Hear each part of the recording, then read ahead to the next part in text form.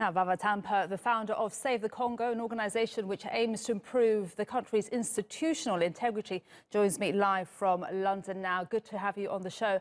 Vava, your thoughts on the decision by Congo's top court. Do you agree that what Martin Fayulu actually said, that is no less than a constitutional coup?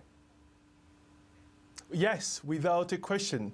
The evidence that we have seen, evidence which the Catholic Church had produced, evidence that were leaked from the Electoral Commission, essentially proves Mr. Fayulu's argument that he won the election. And what we know, what we have seen over the past couple of days or couple of weeks, is essentially Mr. Tshisekedi and Mr. Kabila made a deal to sort of, essentially prevent Mr. Fayulu from becoming president. And the question which many Congolese are asking themselves at this point is, what does this mean for, let's say, peace in Beni? What does this deal between Felix Tshisekedi and Kabila means for peace in Kasai or for justice? As your viewer would know, Congo has suffered so much over the past 20 years.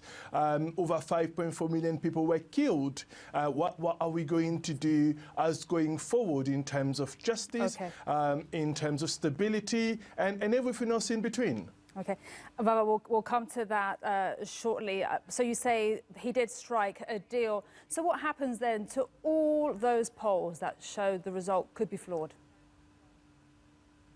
Well, look, from the onset, people like me, people in civil society movement had been saying from the onset that for this election to be free, fair, transparent and inclusive, we should have gone through a transitional government, something led by Denis Mukwege. However, that has not materialized, that did not materialize. So there isn't a question here, there isn't any doubt that the election itself was never free, was never fair, was never transparent. That is without a question. But however, in spite of the number of people that voted, in spite of the fraud, in spite of everything else, those people in large number voted for Mr. Fayulu. And that has been proven by the Catholic Church, which had deployed 40,000 observers on the poll day.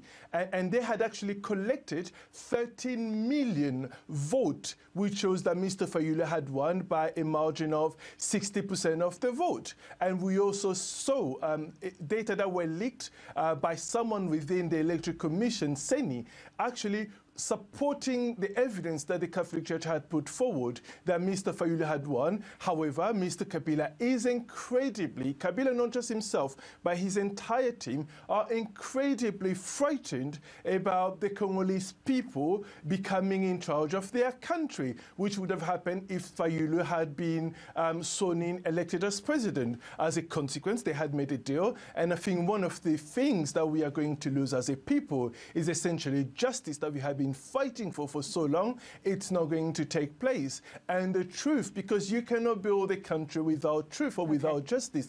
Our fight as a people has always been about truth and justice, and that is essentially gone. Okay, it's about truth and justice, but what really can change now, because Kabila, as I understand it, Joseph Kabila will now become the head of the Senate, and his party have the absolute majority in Parliament. So nothing changes, really.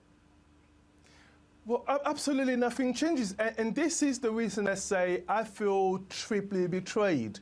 I feel betrayed by Felix Tshisekedi himself. This is a man I have fought alongside. This is a man I have supported. And so I feel deeply betrayed by him. I also feel deeply betrayed by fellow Congolese, even some of my dearest friends, people I've eaten with, people I share everything with, who know the truth, but essentially because a family member is involved, or because they have a project linked with Felix Tshisekedi's people, they refuse to speak out, they decide to keep quiet. And I feel deeply also betrayed by my own, the larger Congolese community, who are frustrated because Felix made a deal, but who are failing to make a good argument, and they're using tribal languages. So what we find ourselves is Kabila would become essentially the second man in, almost the second line in the country. If Felix does anything silly, the parliament can easily impeach him, and Kabila, as the head of the Senate, would easily return and become president. But beyond even that, it also means, because, again, which doesn't make sense, when Kabila's candidate, Kabila's cousin, Shadawi, essentially won less than 24% of the vote. However, Kabila's party or coalition has won over 70% of all the seats in parliament, which essentially means the prime minister would come from Kabila's camp, the entire government would come from Kabila's camp. So justice and truth is absolutely gone. So we have spent so many people have been killed, I lost friends fighting for this fight, and we find ourselves betrayed by our very own Felix Tshisekedi. It's a terrible day for Congo. Vava, thank you very much for your thoughts there. That was Vava Tampa. He's the founder of Save the Congo, speaking to us from London.